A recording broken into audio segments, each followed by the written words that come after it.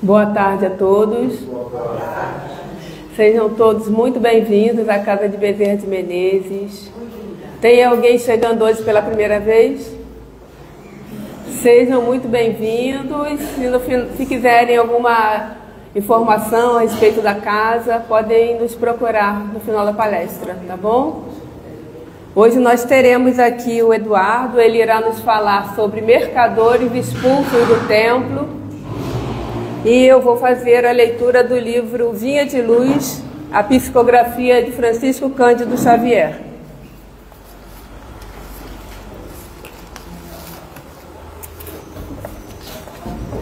A lição é número 54, Fariseus.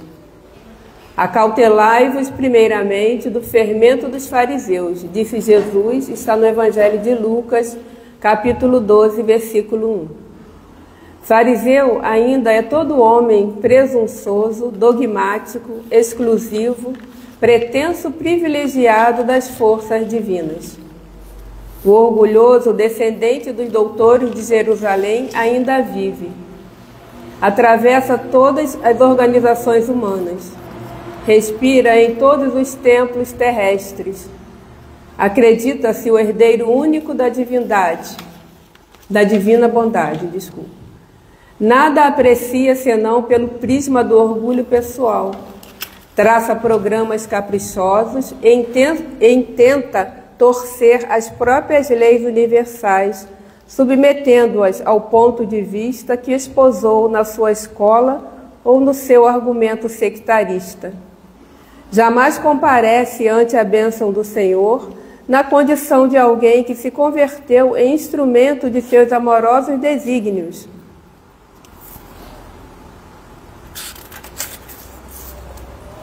Mas, como crente orgulhoso, cheio de propósitos individualistas, declarando-se detentor de considerações especiais. Os aprendizes fiéis necessitam acautelar-se contra o levedo de tais enfermos do espírito. Toda ideia opera fermentações mentais. Certamente que o Mestre não determinou a morte dos fariseus, mas recomendou cautela em se tratando da influenciação deles. Exigências farisaicas constituem perigosas moléstias da alma. Urge auxiliar o doente e extinguir a enfermidade. Todavia, não conseguiremos a realização provocando tumultos, e sim usando a cautela na antiga recomendação de vigilância. Então agora, após a música serena, as palavras de Emmanuel discorrendo sobre o Evangelho de amor, que possamos estar todos aqui com nossos bons pensamentos, bons sentimentos, para que possamos aurir toda essa gama de vibrações salutares, fluidos salutares a nos envolverem e que estejamos participando desse estudo com o Eduardo, para que a gente não fuja daqui desse momento tão precioso, que a gente possa acompanhar palavra por palavra, para que todas essas informações, todo esse estudo possa ser internalizado em nosso ser. Que a paz de Jesus possa nos envolver a todos que aqui viemos e aqueles que hoje aqui não puderam estar. Que estejamos contigo, Mestre, abrindo os corações para tudo que vamos ouvir. Que assim seja. Eduardo, a palavra.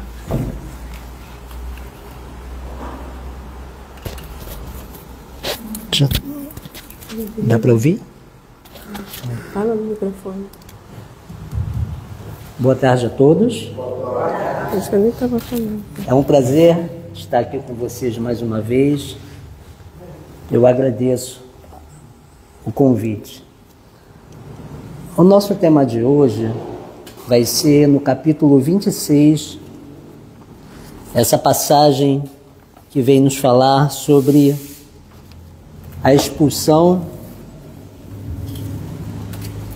a purificação do templo, né?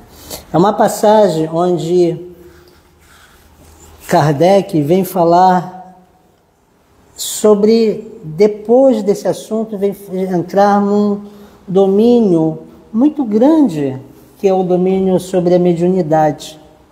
Aquilo que a doutrina vem nos esclarecer o que seja a mediunidade, né? Eu vou dar uma lida nos Mercadores Expulsos do Templo, para nós termos uma noção do que se trata. Porque os três evangelistas, no Evangelho Sinótico, ou seja, aqueles que são bem parecidos um com o outro, todos os três nos trazem a informação desses mercadores expulsos do templo, ou os vendilhões expulsos do templo.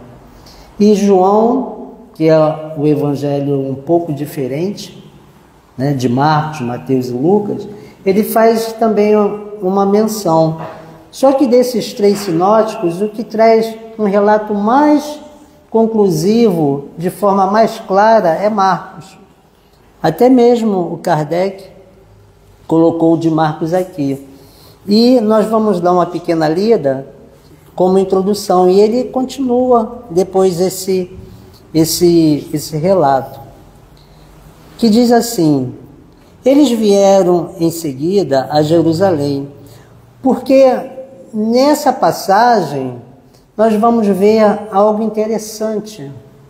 Foi a última viagem de Jesus a Jerusalém, porque depois seria a festa da Páscoa, as pessoas vinham para a festa da Páscoa, né? Grande parte dos judeus vinham para a festa da Páscoa, que era dentro do templo, né? E o templo era algo sagrado na tradição judaica, né?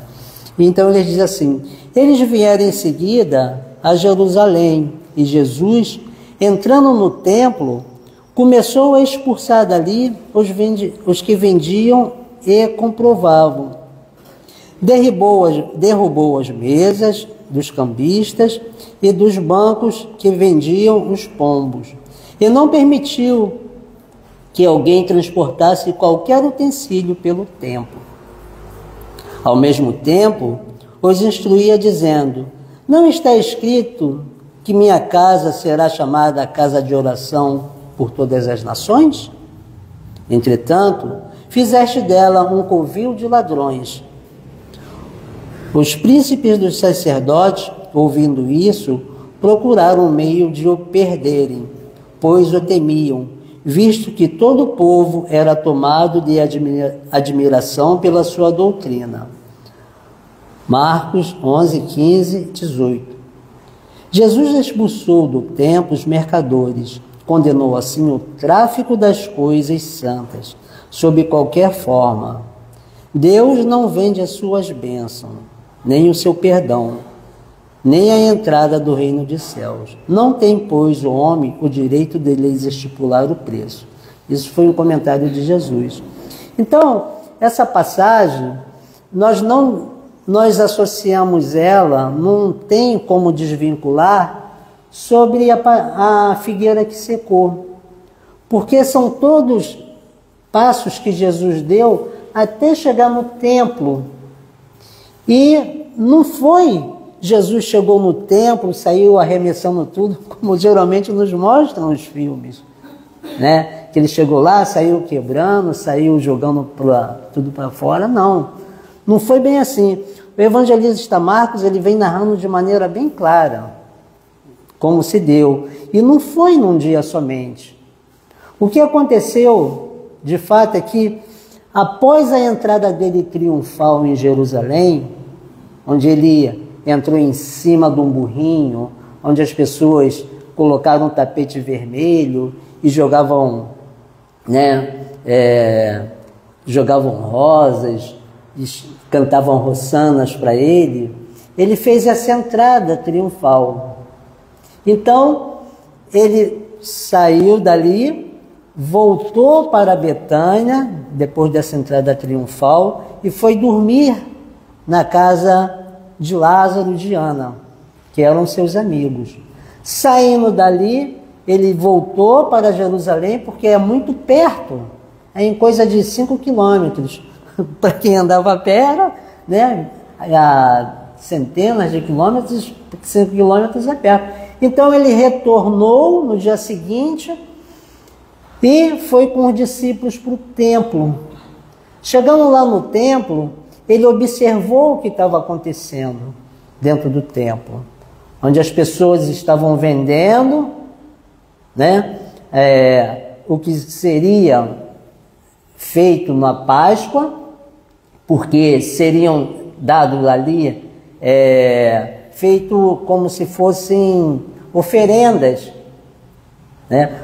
O templo era muito grande e esses vendilhões, o templo era feito de 3 pavimentos, né? O primeiro pátio era ali o átrio, onde ficavam todas as pessoas que faziam essa venda, né? Ficavam todo mundo que adentrava para poder fazer os seus pedidos e as suas oferendas. Mais à frente, dentro do templo, tinha a parte onde ficavam os doutores da lei, né? Os chamados religiosos, que era proibido a entrada da população em si. E dentro, mais ao fundo, ficava a câmara, onde ficava a Arca da Aliança. Ali, só quem entrava era o sacerdote-chefe. Ele só entrava uma vez por ano, exatamente no momento da Páscoa, para fazer um pedido dos anciões, dos 70 anciões que ficavam ali, né? Então era algo extremamente sagrado e o povo não tinha acesso, só tinha acesso ao átrio. E de acordo com a condição financeira de cada um, vendia-se de acordo com o que tinha. Uns vendiam pomba, outros vendiam cabrito, outros vendiam cordeiro. Quanto maior fosse a oferenda, mais caro seria o pagamento. Então tudo isso era ali no átrio.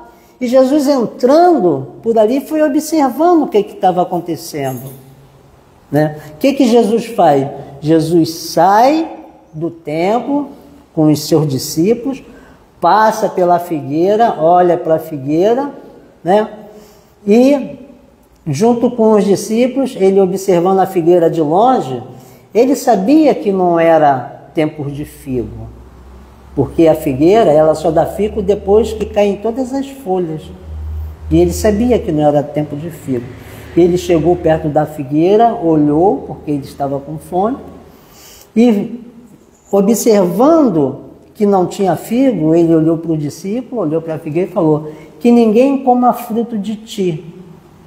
E foi embora, voltou para Betânia, para dormir na casa de Lázaro e de Ana.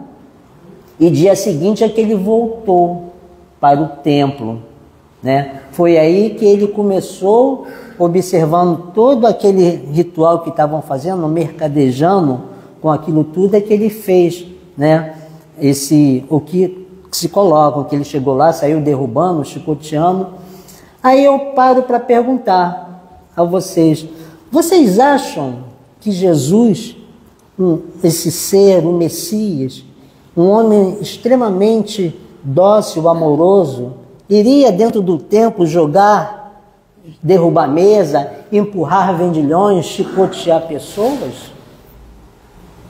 Ele, que era o Messias, que fazia tudo com muita cautela, porque sabia no terreno que estava lidando, principalmente contra os doutores da lei, fariseus e saduceus. O que nos contam, né, os entendidos das Escrituras, é que isso que Jesus fez foi como se fosse uma encenação, chamada encenação profética. Encenação profética, os profetas antigos faziam. Eles simulavam uma cena, como se fosse uma cena muito forte, e faziam daquela maneira. E Jesus, conhecedor profundo das Escrituras, fez o mesmo. Ele chegou, né? Conta que ele até amarrou uma corda no seu braço e foi levantando como se fosse chicoteando. E chegou perto da mesa, tocou. Isso se chama, esse nome que eu dei agora, né? Encenação profética. No Novo Testamento, nos Atos dos Apóstolos, Paulo também fez isso. Em Atos dos Apóstolos 19, quando ele estava retornando, né? Estava indo próximo à igreja, Ágapo, que era um dos seus amigos, observando que Paulo estava voltando, o que ele fez? Ele tira o cinto de Paulo, amarra em seus pés e se joga, mostrando que aquilo ali para o Paulo, que futuramente ele seria preso e seria julgado. Então Jesus, fazendo tudo aquilo, estava rememorando os antigos profetas, dizendo que o templo, por muito receberem, né, o povo judeu, por muito receberem da espiritualidade, estavam mercadeando as coisas divinas. E a figueira, no dia seguinte que ele voltou, né, que os discípulos olharam e que Pedro passou, falou: Senhor, olha a figueira que tu amaldiçoaste, ela secou. E Jesus falando assim, dizendo que durante um tempo ninguém mais entraria, né, comeria desse fruto. Por quê? Porque a figueira é o símbolo da espiritualidade. É o símbolo da espiritualidade em Israel. Vamos ver que a figueira está associada a muitas coisas. Por exemplo, quando Adão e Eva foram expulsos do paraíso, eles taparam, né, se cobriram com folhas de figueira. Quando Jesus foi chamando seus discípulos, ele chamou Natanael, ele falou para Natanael: eu vi você embaixo da figueira estudando. E dentre os discípulos, Natanael era o mais, era o que tinha maiores instruções. Então a figueira, ela tem vários símbolos, né, principalmente da espiritualidade. E Jesus estava comparando a figueira com um templo. O templo, por fora, ele era formoso, era belo, era bonito, mas quando o adentravam, estavam mercadeando as coisas divinas. Então Jesus fez toda aquela cena e falando que daquele templo, um dia ele não existiria mais. E foi o que aconteceu. 70 anos depois, com o Império Romano ainda dominando, o que eles fizeram? Eles destruíram o templo todinho de Jerusalém, deixando somente o muro, que começou a fazer o muro das lamentações, que eles levam, né, vão até lá fazer rezas uma vez por ano, ou porque são 3 festas principais no povo de Jerusalém, né? Então, Jesus, já sabendo, já observando que aquele templo seria derrubado, falou tudo isso. Por quê? Porque a mediunidade, né, esse contato com o mundo espiritual, é um contato que nós, né, temos, não que tem que ser de maneira cambiada, de maneira fazendo mercado, não. Porque isso é mercadear, você cobrar pelo que você está levando, principalmente a religiosidade, é você mercadear com as coisas divinas. E não se mercadeia com as coisas divinas, os dons divinos. E foi o que Kardec veio falar, né, na questão da mediunidade. Porque a mediunidade, esse contato com o mundo espiritual, isso existe de muitos e muitos séculos, há milhares de anos. Não foi a doutrina espírita que trouxe esse contato com o mundo espiritual. Não. Em todas as religiões, em todos os povos, sempre houve esse contato do homem com o mundo espiritual, o contato com os espíritos. Só que, como a nossa tradição é judaico-cristã, nós vamos observar que Moisés proibiu esse contato. Mas por que ele proibiu esse contato? Se é uma lei natural. Nós termos contato com o mundo espiritual é uma lei natural, assim como a gravidade. Então não se proíbe aquilo que é natural. E Moisés veio proibir porque existia um preceito. As pessoas também estavam consultando os mortos de maneira muito querendo saber das coisas mais fúteis da vida. Então ele proibiu esse contato com a mediunidade, né? Esse contato com os mortos. Isso está lá em Levítico 18, em Números, em Deuteronômio. nos 3 livros que ele mesmo, né, os 3 livros da tradição judaica. Ele mostrando, porque na verdade esse contato era feito somente entre Moisés, os 70 anciões que existiam, que eles dentro do templo eles faziam esse contato, né? E observando isso, Josué recebeu a notícia que 2 pessoas também estavam fazendo esse contato com o mundo espiritual fora do templo, que era Eldade e Medade. Aqui Josué falou para Moisés: Moisés, Eldade e Medade estão fazendo esse contato com o mundo espiritual, vamos lá proibir. E Moisés vira para Josué e fala: quem dera se em todo Israel todos fizessem como eles fazem, ou seja, de maneira sincera, de maneira correta, mas nem todos faziam. Então Moisés por isso que lançou, dizendo que proibisse o contato com o mundo espiritual. E esse contato, como nós observamos, as pessoas acham que foi uma proibição completa de Moisés. Não, ele proibiu a maneira como se fazia, a maneira fútil de você pedir as coisas, né? Querer saber com quem vai casar, se vai ter dinheiro, se não vai ter dinheiro. E no Velho Testamento tem vários eventos ocorrendo sobre isso. Tem no Velho Testamento algo que é muito famoso.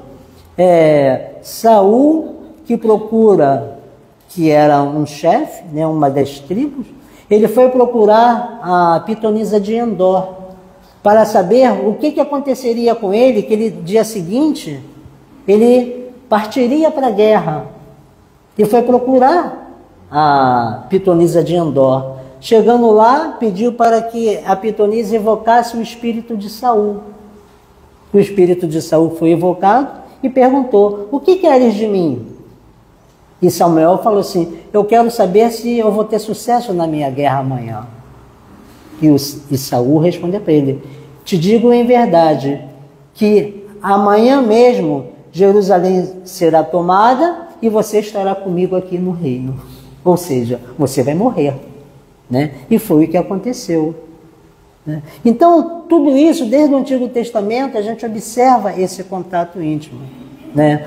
Porque a mediunidade é algo que nós temos que exercer de maneira correta.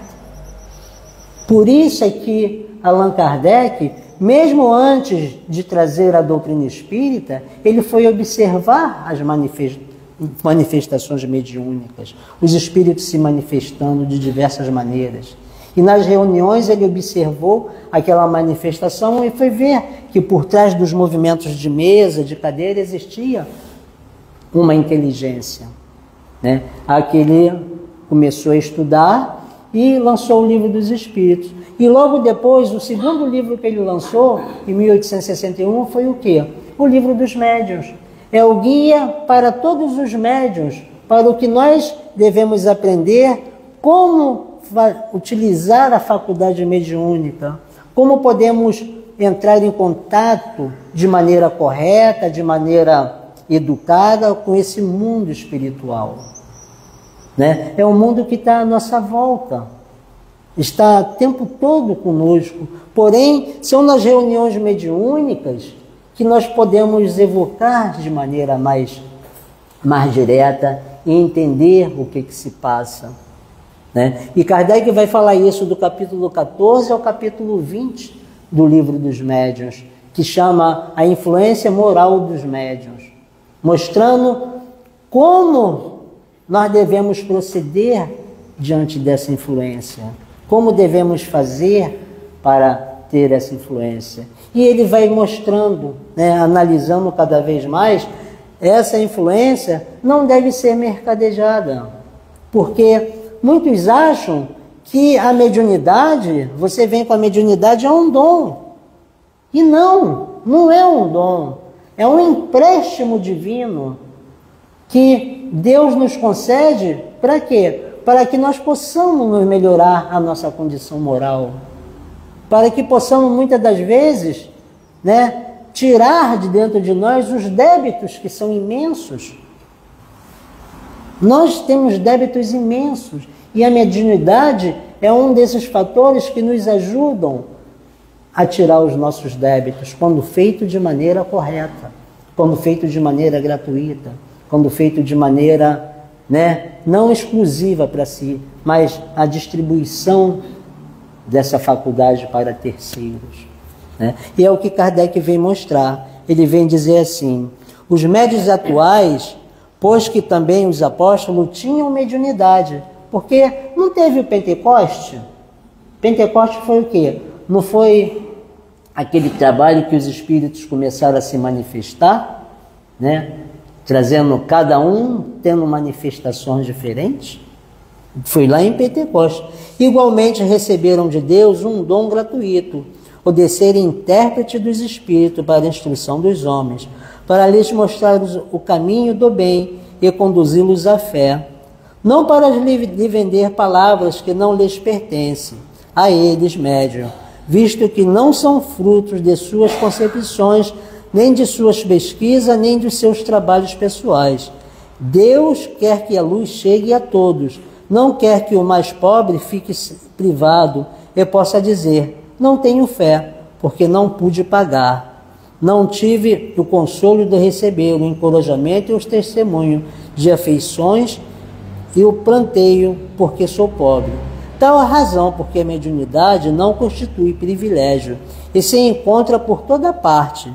Fazê-la paga seria, pois, desviá-la do seu providencial objetivo. Então, nós observamos hoje em dia, não só de hoje, mas de muito tempo, o quê? Esse mercado da mediunidade.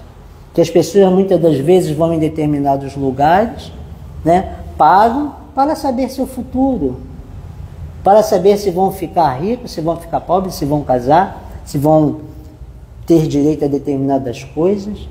E vamos saber que a mediunidade, ela necessita o quê? Dos espíritos para se comunicarem. Diferente do animismo. O animismo é aquilo que vem da sua própria alma, de dentro de você. Agora a mediunidade não. A mediunidade necessitamos o quê? O contato com o mundo espiritual. E vamos ver que esse contato com o mundo espiritual nem sempre são espíritos bondosos, espíritos sérios que vêm até nós. Vai depender do que se faz, do que se pensa, do que se está utilizando, como está se utilizando isso. Porque os espíritos bons só vão em reuniões sérias. Um espírito sério não vai em reunião de brincadeira.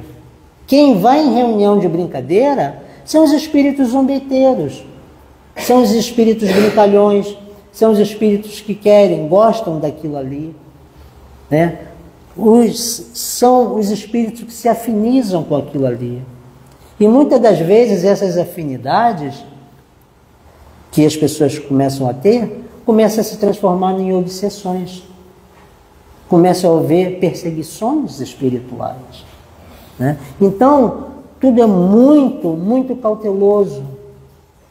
Muitas das vezes as pessoas querem entender mediunidade, querem saber de mediunidade e não pegam o principal livro, que é o livro dos médiuns. Ali é o manual para que possamos entender o que seja mediunidade, como exercê-la, de que modo exercê-la, para que exercê-la. Kardec, ele estudou muito e foi muito tempo fazendo esse estudo, durante 3 anos, fazendo esse estudo para lançar essa segunda obra. E muitas das vezes a gente não lê. As pessoas às vezes querem participar de uma reunião mediúnica, mas não querem ter o trabalho de ler. E esse é o manual para todos nós espíritas, para nós entendermos como devemos fazer. É uma obra importantíssima, principalmente para aqueles que lidam mais com a mediunidade, têm a mediunidade mais à flor da pele, a chamada mediunidade exacerbada. Porque muitos de nós viemos com um compromisso. Antes de reencarnar, antes de cada um de nós estarmos aqui na Terra, nós fazemos um planejamento no plano espiritual. E esse planejamento, é para o quê? para que nós possamos melhorar. Ninguém vem aqui, reencarna para não dar certo. Todos nós estamos aqui para podermos dar certo, para podermos vencer, não para vencer o outro, mas para vencer a nós mesmos. E algumas pessoas vêm com essa faculdade mais à flor da pele. Para o quê? Para ter esse contato e colocar para a ajuda do próximo. E não é muitas das vezes o que a gente observa. A gente vê pessoas que cobram, né? Vão em determinados lugares e cobram por aquilo que estão fazendo. Quantos médiuns caem por sua própria culpa, por não ter dosado aquilo que tinham que trazer de maneira clara. A gente observa um Chico Xavier, que trouxe mais de 450 livros, nunca pegou um tostão de cada livro. Poderia ficar riquíssimo, mas não. Sabia do compromisso que tinha, sabia que aquilo que ele estava trazendo não era dele. Tanto é assim que ele se dizia que ele era o carteiro. Ele só entregava, ou seja, ele só trazia os livros, mas não vinham dele. Acredito eu, pelos livros que temos, né, de Emmanuel, que era uma alma, né, é uma alma extremamente evoluída, que veio trabalhando essa mediunidade dele durante milênios. A gente vê isso nos livros, né?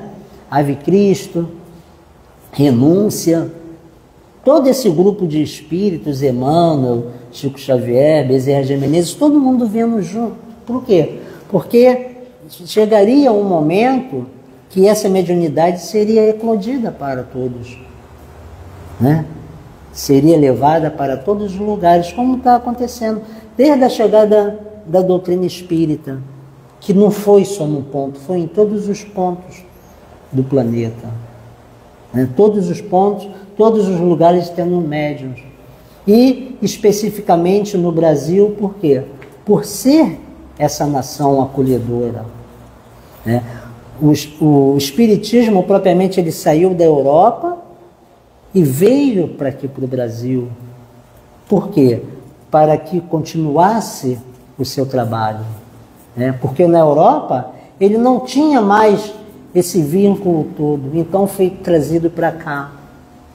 A árvore transplantada. Por isso é que fala que o Brasil é o coração do mundo, a pátria do Evangelho, né? Quantos centros espíritas não foram criados, quantos estudos não são feitos da mediunidade, de estudo da doutrina até hoje, né? Nos mostrando o caminho que temos que seguir, essa doutrina libertadora que nos ajuda a vencer as dificuldades, superar os nossos erros, mostrando, né, que nós estamos aqui por um determinado momento, por um determinado período, né? Não estamos aqui para sofrer, não estamos aqui para chorar, mas o sofrimento vem o quê? De algo que nós fizemos, não propriamente nessa existência, ou muitas das vezes nessa própria existência, mas fizemos de maneira errada, procedemos de maneira errada na nossa caminhada, na nossa jornada. E por isso, tudo que a gente faz, há um retorno para nós mesmos. Muitas das vezes esse retorno vem na forma de sofrimento. Mas Deus quer que nós soframos? Não. Deus é Pai. Deus é amor, é bondade, como diz o apóstolo João. Deus é amor. Se Ele é amor, se Ele é Pai, Ele sempre vai dar uma chance para nós vencermos a dificuldade. Por isso Jesus chegou até nós, para nos mostrar o caminho que deveríamos seguir. Esse caminho de amor, de bondade, de fraternidade. Mas nós ainda trazemos dentro de nós uma gama tão grande de egoísmo, de vaidade, de orgulho, de ambição, que a gente muitas das vezes esquece. E mesmo dentro da religião, dentro de um templo religioso, né, nós achamos que temos que ser privilegiados. Não. Todos nós somos espíritos que ainda precisamos muito da misericórdia de Deus. Porque para vencer um sentimento, para nós vencermos a nós mesmos, não é de uma hora para outra. Isso demora muito tempo. Tentem imaginar para nós, para Eduardo vencer o egoísmo, vencer a vaidade, vencer a raiva. Não é de uma resistência para outra. Às vezes são milênios. E a gente vem, faz um pouco aqui, muitas das vezes a gente piora até mais a situação. Né? E os espíritos vêm o quê? Nos ajudar. Os bons espíritos vêm nos ajudar para que possamos, né, sair daqui numa condição melhor. E os espíritos são o quê? São as almas dos homens que viveram aqui na Terra. Viveram junto conosco. Hoje em dia estão no plano espiritual. Alguns de maneira muito boa, outros de maneira não tão boa, outros passando por dificuldades intensas, até piores do que nós encarnados. E nos trazem seus exemplos. E a doutrina espírita é essa doutrina que vem nos mostrar o exemplo, né, dos espíritos no mundo espiritual. Porque quando a gente desencarna, não há uma mudança rápida, repentina. Desencarnou, vai virar anjo, vai virar santo. Não, não é assim. Né? Existe um tempo. Há tempo para tudo nessa vida, como diz o Eclesiástico. Né? Há tempo de plantar, há tempo de colher. Há tempo de chorar, há tempo de sorrir. Né? Como também há um tempo para nosso despertamento. É fácil? Não, porque nós ainda temos esse apego às coisas materiais, né? Aos nossos apegos. E Kardec foi tão metódico quando trouxe o Livro dos Espíritos, que ele coloca lá na questão 100 os tipos de espíritos que estão ao nosso redor. Espíritos zombeteiros, espíritos pseudo-sábios, espíritos bons, são aqueles que já têm um sentimento mais apurado, e um espírito puro, que foi Jesus que veio até nós nos mostrar toda essa lição de amor. Mas é difícil seguir Jesus? Não é fácil.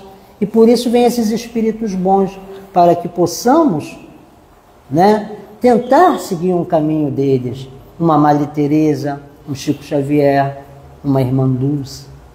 Né? São os espíritos bons que já não têm os sentimentos, ainda que nós... Eles já superaram os sentimentos que nós temos ainda, de raiva, de ódio, de vingança. Né? Alguém já viu um Chico Xavier tem um sentimento de vingança? Sentimento de raiva? Uma Irmã Dulce? Uma Mahatma Gandhi ficar com raiva? Não.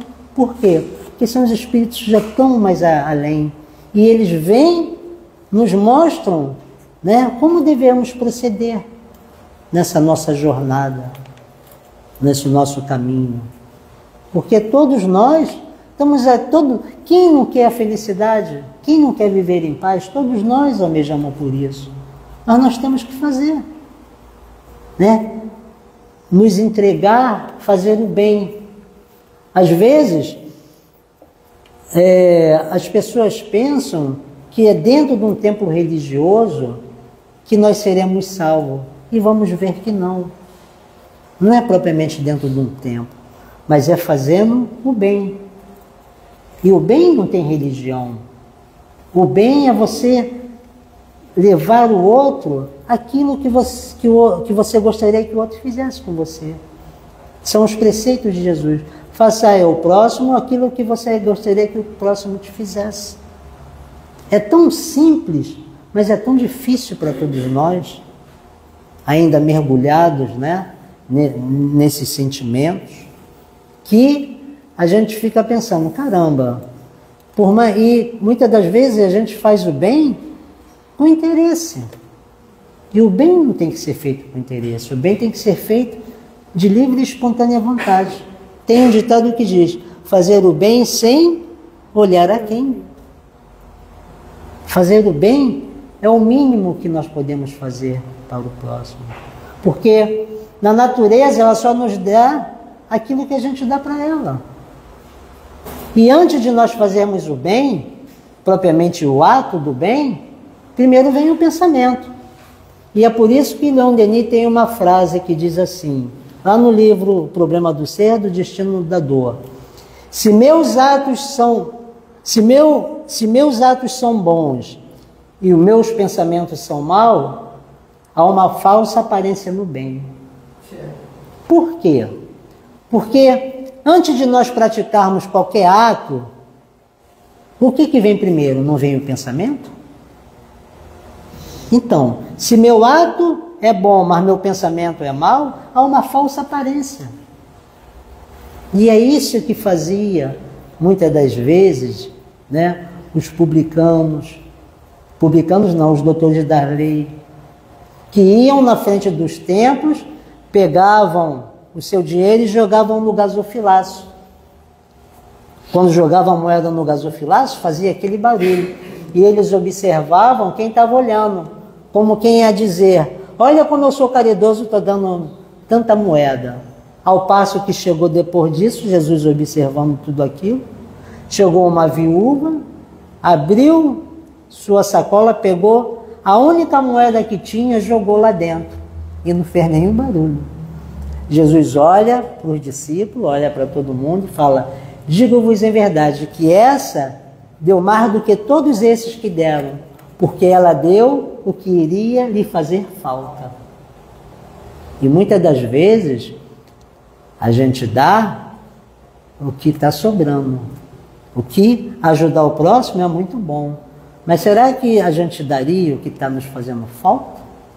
Que vai nos fazer falta? Né? Muitas das vezes a gente tem roupas que já não usamos há 10 anos, há 5 anos, mas está lá. Sapatos que nós não usamos, mas está lá. Muitas das vezes a gente prefere segurar do que passar para diante. E nós temos que saber que nós não vamos levar nada dessa vida, né? Nós não vamos levar nome, nós não vamos levar títulos, não vamos levar família, não vamos levar riqueza, não vamos levar filhos, não vamos levar nada. Só vamos levar o quê? As nossas ações. As nossas ações ou no bem ou no mal. Por isso é que Jesus veio nos mostrar o que deveríamos fazer, né? Fazer o bem, ajudar o próximo, levar o perdão, né? Perdoai aqueles que vos odeiam e vos perseguem e caluniam. Mas a gente perdoa? Difícil. Às vezes a gente fica com uma mágoa tão grande e essa mágoa vai o quê? Minando o nosso coração, vai nos trazendo doença, vai nos trazendo sofrimento. Aí muitas das vezes aparece um câncer, né? Por uma mágoa. Aquele que fez algo contra nós, uma hora ele vai ter que reparar, refazer tudo. Porque é uma lei, né? A lei de ação e reação. É dano que se recebe. É perdoando que se é perdoado, né? Se uma pessoa lhe fez algum mal, não entra na vibração dela, deixa ela, porque ela já puniu a si mesma. A gente observa isso. Às vezes a gente observa pessoas que procedem bem na vida, mas tudo dá errado na vida dela, né? Poxa, fulano é correto, trata todo mundo bem, né? É bondoso, é amoroso, mas por que dá tudo errado na vida dela? Aí a gente tem que jogar as coisas o quê? Lá para trás, para as reencarnações, para as existências, porque nós temos uma vida só. Às vezes as pessoas falam: minhas vidas passadas. Não, nós só temos uma vida, aquela vida que Deus nos deu, né? Quando Ele nos criou simples e ignorantes. E uma vez criado, nós somos eternos, nós somos imortais. Deus é eterno. Nós não compreendemos o que seja eterno. Mas nós, que somos seus filhos, somos imortais. Então, meu irmão, minha irmã, você vai viver antes, já vivia antes de entrar no corpo, vai continuar vivendo depois que sair do corpo e nunca vai morrer, porque somos eternos. Nós temos a eternidade para nos melhorar, para vencer as dificuldades de vencer a nós mesmos. E esse momento de transição está sendo mais difícil ainda. Por quê? Porque é um momento onde as coisas estão muito à flor da pele. O mundo espiritual costuma-se dizer que no umbral está vazio. Ou seja, os espíritos que necessitam, que talvez tenham a última oportunidade de permanecer na Terra, estão reencarnados. Por isso é que a gente está vendo essa bagunça toda que está, essa baderna, essa falta de ordem. Mas por quê? É porque esses espíritos já vêm, não que sejamos melhores que eles, não, mas eles vêm com essa ânsia tão grande de tudo o que fizeram, que continuam a não se melhorar. E continuam fazendo tudo o que estão fazendo.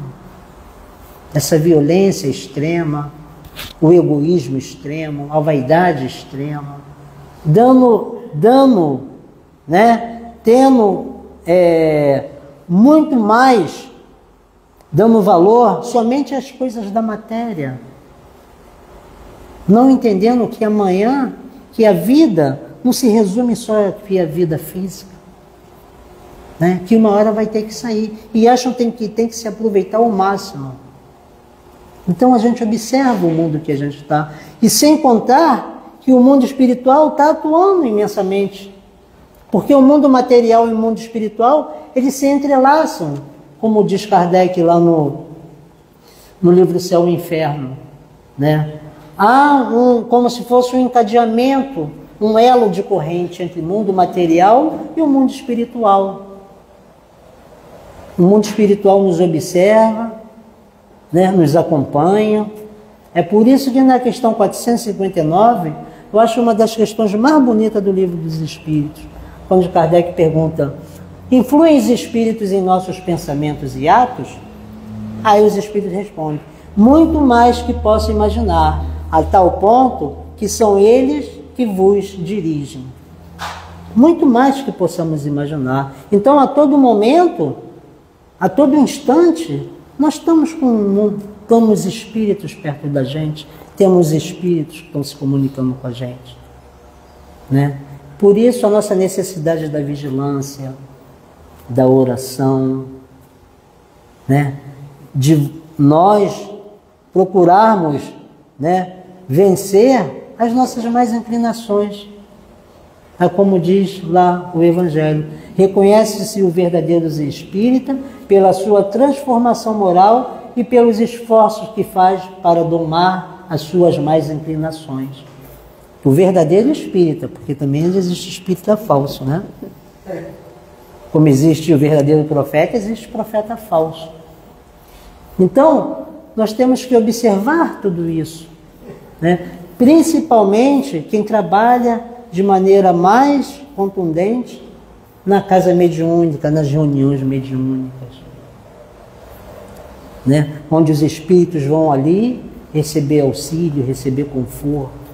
Muitas das vezes vêm e não sabem nem que desencarnou.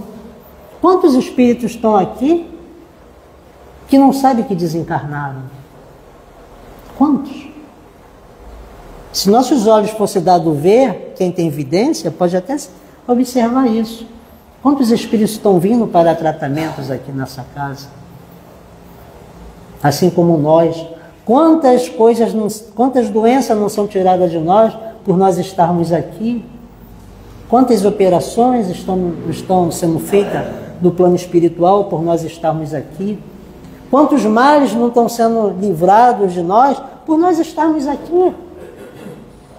Nesse tempo, nesse local de amor.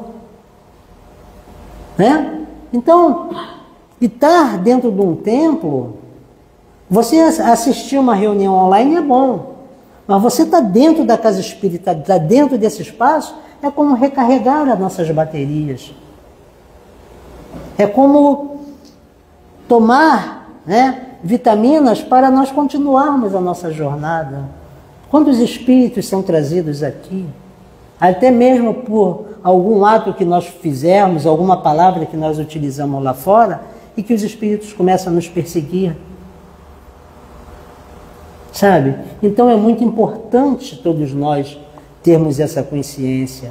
Saber que essa mediunidade que nós temos não é um dom, é um empréstimo divino.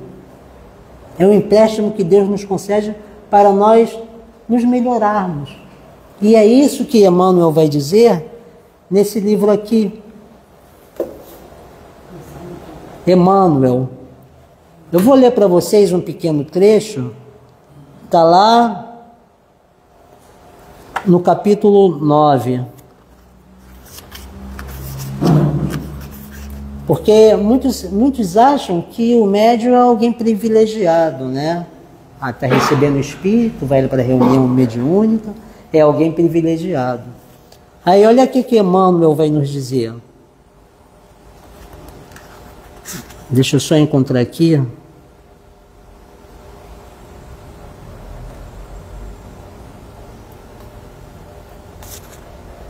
Página 65.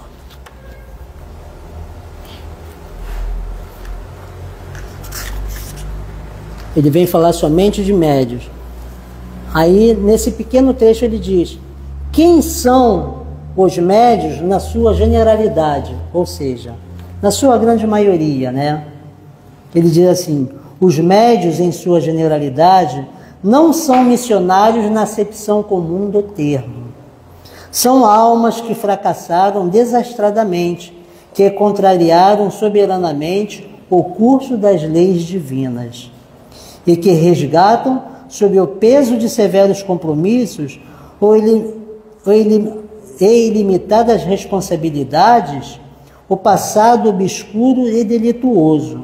O seu pretérito muitas vezes se encontra enodoado de graves deslizes e de erros clamorosos. Quase sempre são espíritos que tombaram dos cumes sociais pelos abusos do poder, da autoridade e da fortuna e da inteligência, e que regressam ao orbe terráqueo para se sacrificarem em favor do grande número de almas que desviaram das sendas luminosas da fé, da caridade e da virtude. São almas arrependidas que procuram arrebanhar todas as felicidades que perderam, reorganizando com sacrifícios tudo quanto esfacelaram nos seus instantes de criminosas arbitrariedades e de condenáveis ânsias. Ou seja, se um dia, meu irmão, você vir querer ser médium da casa espírita, não pense que você entrando adentro de uma casa espírita, que tudo serão flores em sua vida. Não. É um compromisso que nós muitas das vezes assumimos lá na espiritualidade, para ter paciência, para ter harmonia, para levar a fraternidade.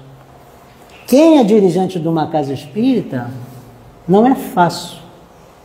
São dificuldades imensas, são cobranças imensas.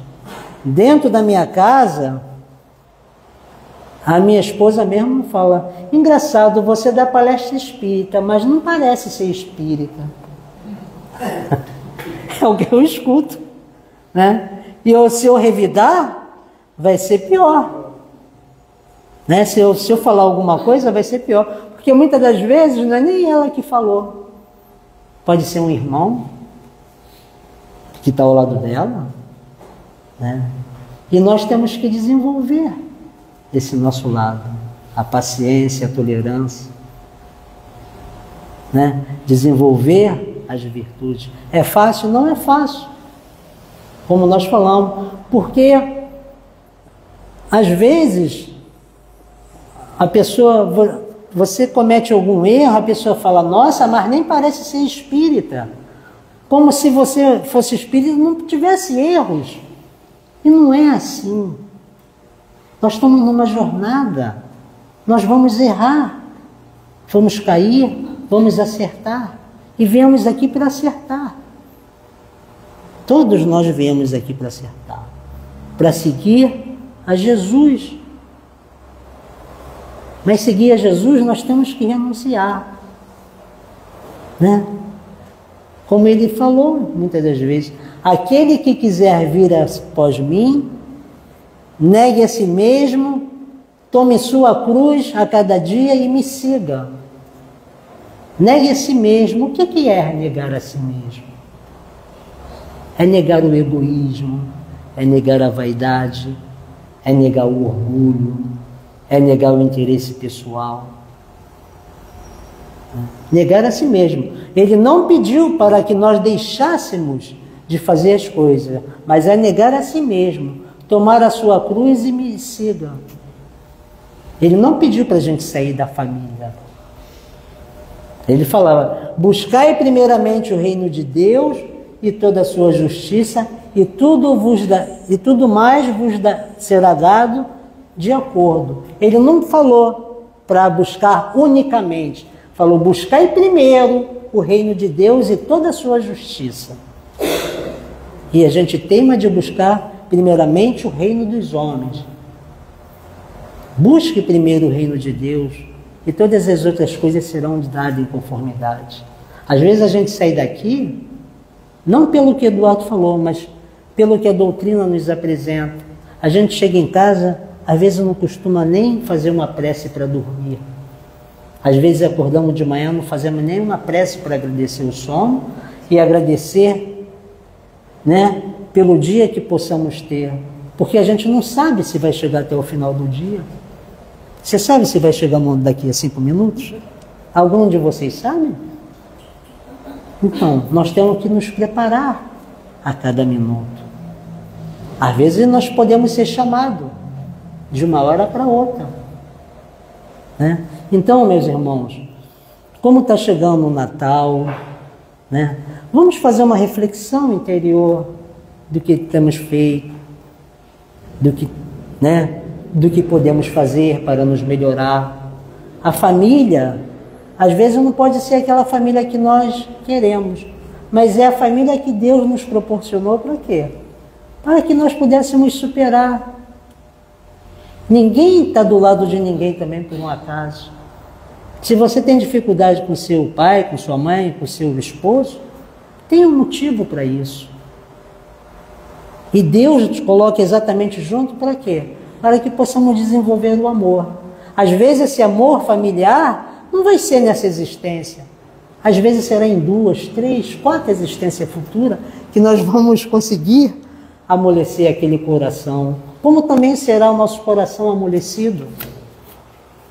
Então vamos galgando devagar dentro do Evangelho, com muita fé, com muita esperança, acreditando na nossa melhoria, pedindo aos bons espíritos que nos auxiliem. Toda noite a gente vai para o mundo espiritual. Toda noite a gente pode refazer a nossa caminhada. Às vezes a gente sai da trilha, sai do caminho. Aí os espíritos que nos afiançam a nossa reencarnação, nosso amigo espiritual nos pega e fala assim, olha só, meu amigo, você está saindo do seu caminho do GPS. Volta. E quando nós temos o mérito, a humildade de entender, a gente refaz o caminho. Mas quando não, eles nos deixam. Porque nenhum espírito vai influenciar no nosso livre-arbítrio.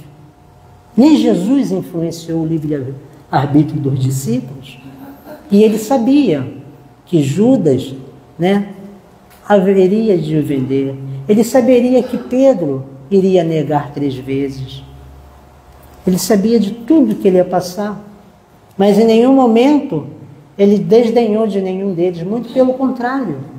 Ele pegou todos eles, saiu de Jerusalém, foi para Galiléia, pegou as pessoas mais simples e transformou aqueles homens, em seus seguidores. E se nós temos hoje em dia as igrejas, esse modelo de ajuda, de amor ao próximo, foi exatamente por quê? Pelos discípulos que continuaram perpetuando a mensagem do Cristo.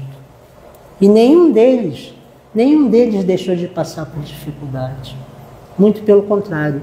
Todos eles, todos os discípulos, tiveram morte violentíssima, à exceção de um, João, o chamado discípulo amado.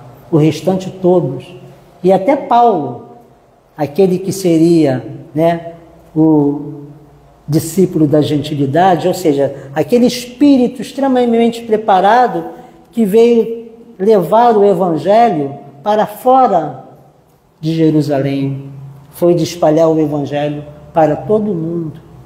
Graças ao Paulo, nós temos hoje o evangelho. E vai chegar um ponto que um dia nós vamos falar igual a ele. Já não sou eu, mas quem vivo. Mas é o Cristo quem vive em mim. Então, meus irmãos, que possamos fazer uma reflexão no nosso Natal. Vai chegar o Ano Novo, que possamos fazer aqueles pedidos, mas não pedido das coisas materiais, mas pedidos de melhor interior, domando as nossas más inclinações, as nossas más tendências, pedindo aos Espíritos que nos ajude a ter paciência, ter humildade, resignação diante das adversidades e fé. Que jamais nos falte a fé e a esperança para seguir adiante. Muito obrigado. Tenham todos um bom Natal, uma boa noite e um bom feriado também. Fiquem com Deus. Obrigada.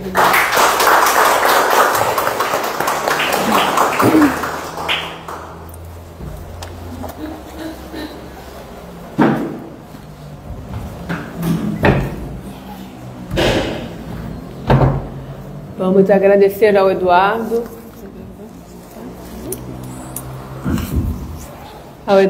Pela exposição, pelo seu estudo.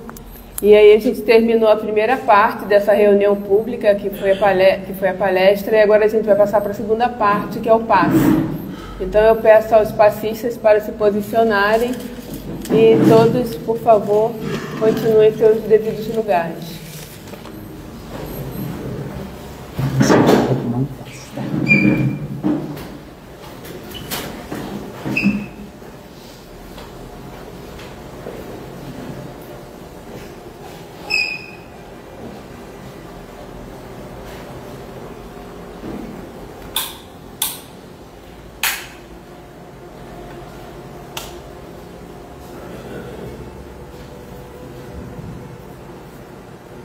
Pensando em Jesus,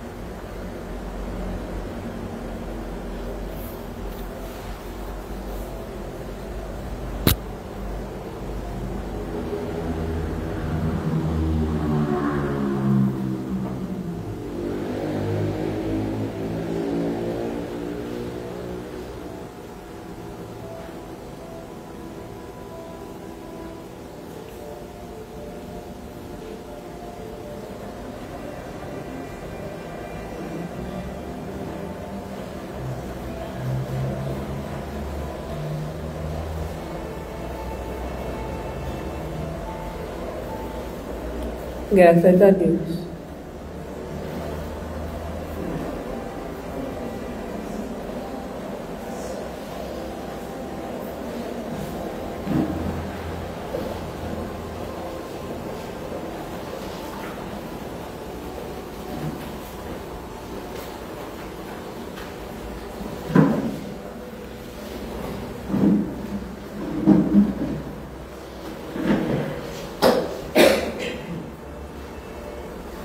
Então agora vamos, após a palestra, após o passe que todos nós recebemos, possamos sentir nossos corpos mais leves, mais suaves, que estejamos nos disponibilizando para que esses fluidos salutares possam nos envolver a todos e que possamos sair daqui muito melhores do que quando chegamos. Que possamos confiar na misericórdia infinita do Pai, para que a cada dia, a cada passo dado, a gente prossiga, a gente avance no nosso autoconhecimento, no nosso descobrimento interior. Abençoa, Senhor, a todos nós que aqui viemos, a todos aqueles que estão distantes, que estejamos vibrando sempre na sintonia do amor, do bem e do belo. Abençoa, Senhor, essa casa de amor, abençoa Dr. Bezerra, Dr. Miguel, Professor Eurípides e toda a equipe de trabalho que aqui atua, que são seus enviados, Mestre Jesus.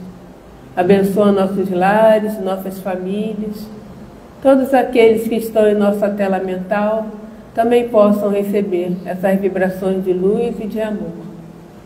Que possamos retornar aos nossos lares, levando a paz, levando a serenidade nos corações e sempre sabedores de que não estamos sozinhos, de que você nos acompanha na caminhada. Abençoa o Eduardo e toda a sua família e que ele possa estar sempre, cada vez mais, disseminando os conhecimentos que essa doutrina tão grandiosa nos trouxe. Que assim seja.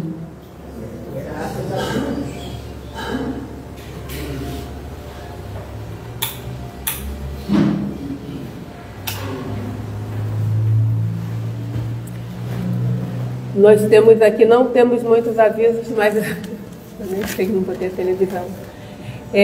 Para agradecer a todos, houve a campanha para adotar uma criança da evangelização, crianças e adolescentes. Todos vocês contribuíram, colaboraram e todas as crianças já foram adotadas e terão a festinha deles no dia 13 de dezembro. É um agradecimento da casa a todos vocês. Todos possam ir com Deus com a paz no coração. Sorteio, o pessoal chegou hoje. Tem livro, As duas pessoas que estão vindo pela casa, pela primeira vez, receberão um livro, podem passar na livraria, por favor. E tem mais um, Fala um número, por favor, Eduardo. Até 91. Até 90. 33. 33. Fala outro. 40. 40.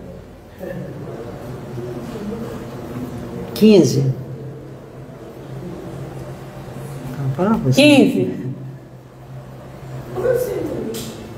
Não, você já não precisa olhar. É 21. Então tá. Paulinha ali. Passar na livraria, tá? Pra pegar. Achou a televisão, só que eu não liguei.